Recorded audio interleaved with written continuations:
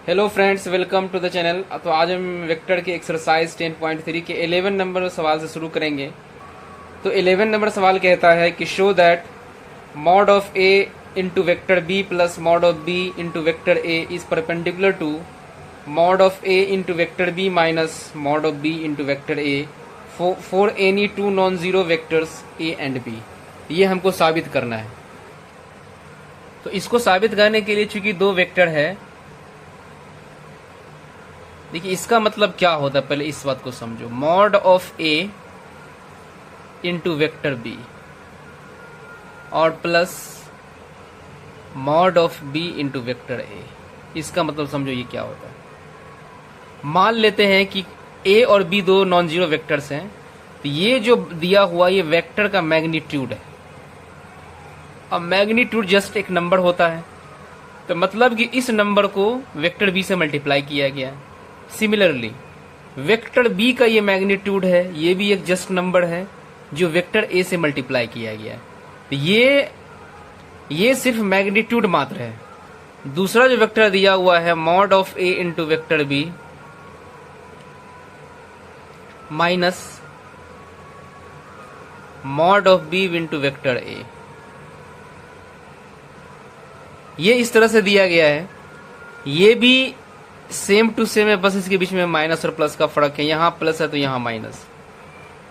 तो चूंकि ये भी वेक्टर है, अब ये चूंकि दोनों वेक्टर है तो हमको प्रूफ करना है कि दोनों वेक्टर आपस में परपेंडिकुलर है।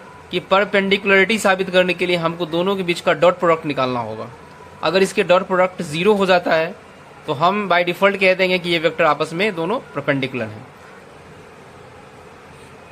इसका हम डॉट प्रोडक्ट निकालते हैं। इसको सबसे पहले इससे मल्टीप्लाई करेंगे, यानी कि डॉट प्रोडक्ट करेंगे, फिर इसका इसके साथ करेंगे, फिर इसका इसके साथ करेंगे और फिर इसका इसके साथ करेंगे। तो चलिए करते हैं। सबसे पहले इसका इसके साथ करते हैं।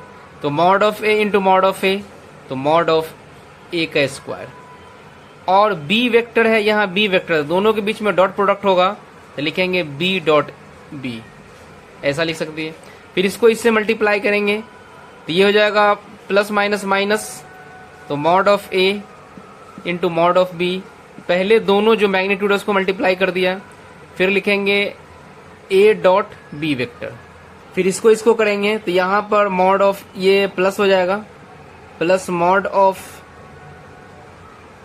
ऑफ बी और मॉड ऑफ ए, और यहां हो जाएगा ए डॉट बी, यानी कि वेक्टर के बीच में हमेशा डॉट प्रोडक्ट लगाएंगे।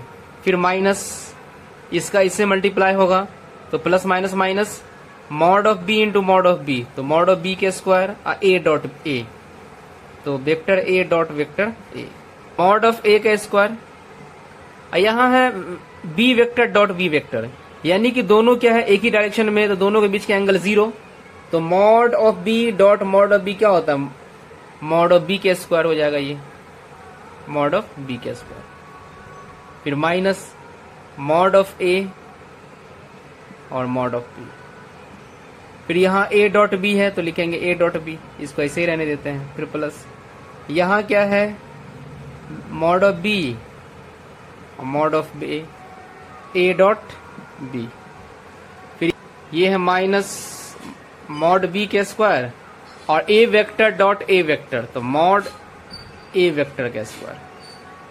देखिए इसमें सब कैंसिल हो रहा है एक दूसरे से। देखिए ये और ये plus minus cancel, same to same, ये और ये भी सेम है, तो कुल मिला के हमको 0 आ गया। तो 0 ये साबित करता है कि इसका डॉट प्रोडक्ट 0 हो चुका है, और डॉट प्रोडक्ट 0 होने से ये वेक्टर और ये वेक्टर दोनों आपस में क्या हो जाएंगे, परपेंडिकुलर हो जाएंगे। क्वेश्चन नंबर 12 कहता है कि if A dot A equal to 0 and A dot B equal to 0 then what can be concluded about the vector B, यानी कि आप वेक्टर बी के बारे में क्या कंक्लूड कर सकते हैं, ये हमसे पूछ रहा है। कि देखिए अगर ए डॉट ए 0 हुआ, इसका मतलब हुआ कि ये दोनों सेम वेक्टर है, और सेम वेक्टर का डॉट प्रोडक्ट 0 तभी होता है जब इसका मैग्नीट्यूड 0 हो जाए। और साथ में इसी के साथ दूसरा केस है कि ए डॉट बी 0 है, तो ए डॉट बी 0 कब होगा, क्योंकि यहां पर इसका मैग्नीट्यूड 0 है, तो इसका जैसे इसका डॉट प्रोडक्ट निकालेंगे तो क्या आ जाएगा, mod of A into mod of B into cos theta. क्योंकि यहाँ पर a 0 है, अगर ये a 0 हो गया तो ऑब्वियसली कि ये भी 0 हो जाएगा। तो b वेक्टर के बारे में आप क्या कंक्लूड कर सकते हैं? b वेक्टर कोई भी वेक्टर हो सकता है, यानी कि b vector is any vector, b vector is any vector. लेकिन एक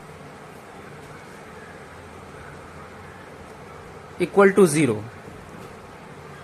तो अब देखिए मॉड जो वैल्यू दिया हुआ सबका 1 1 दिया हुआ, तो 1 प्लस 1 प्लस 1 अब प्लस, इसमें से 2 कॉमन ले लेंगे तो 2 हो जाएगा a dot B plus b dot C और plus c dot a equal to 0।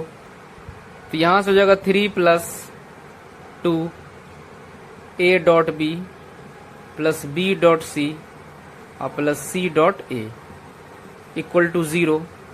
तो हमको चाहिए क्या? हमसे डिमांड कर रहा a dot B plus b dot C plus c dot a equal to, जब इसको इधर ले आएंगे तो जाएगा -3 और ये बट्टा हम 2 कर देंगे तो -3/2 इसका आंसर हो जाएगा। 14 नंबर क्वेश्चन कहता है कि if either vector a equal to 0 और वेक्टर b इक्वल टू 0 तो then a dot b equal to 0, but converse need not be true, justify your answer with an example. हमको इसके answer का justification भी देना कि ऐसा क्यों नहीं हो सकता है। तो क्वेश्चन में कह रहा है कि अगर a वेक्टर 0 है, b वेक्टर भी 0 है, तो a डॉट b भी 0 होगा, a डॉट b भी 0 होगा। क्यों होगा? क्योंकि हमको पता है कि a वेक्टर 0 का मतलब क्या हुआ कि इसका मैग्नीट्यूड 0, अब b वेक्टर 0 का मतलब इसका मैग्नीट्यूड 0। तो अगर हम इसका डॉट प्रोडक्ट निकालेंगे a dot b mod of b into cos theta. तो देखिए यहां से हमको दिख रहा है कि ये 0 a डॉट b के 0 होने के 3 केस है। क्या क्या केस है? या तो इसका मैग्नीट्यूड 0 हो जाए, a का मैग्नीट्यूड, या b का मैग्नीट्यूड 0 हो जाए, और हमारा a डॉट b दोनों के बीच का एंगल जो थीटा है उस पर भी डिपेंड कर रहा है। अगर ये थीटा 90 डिग्री के बराबर हो जाए तो फिर भी a डॉट b 0 हो जाएगा। तो इसके 3 सिनेरियो हैं। तो हम ये नहीं कह सकते हैं कि अगर a वेक्टर 0 b वेक्टर 0 तो a डॉट b भी 0 होगा।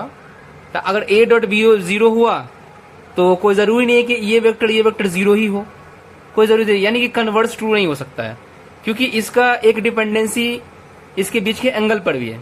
अगर एंगल 90 डिग्री हो गया तो उस केस में भी ये 0 हो जाता है। तो इससे यही कंक्लूजन निकलता है कि अगर इतना इक्वल टू 0 इतना इक्वल टू 0 तो इतना इक्वल टू 0 ऑब्वियस होगा। लेकिन अगर इतना इक्वल टू 0 है तो कोई जरूरी नहीं है कि ये दोनों वेक्टर 0 होगा। तो फिर जरूरी क्या है? जरूरी है कि अगर दोनों के बीच का एंगल 90 डिग्री हो गया तो फिर उस केस में वेक्टर 0 हो जाएगा। आप कोई भी एक एग्जांपल लेकर के उसे जस्टिफाई कर सकते हैं।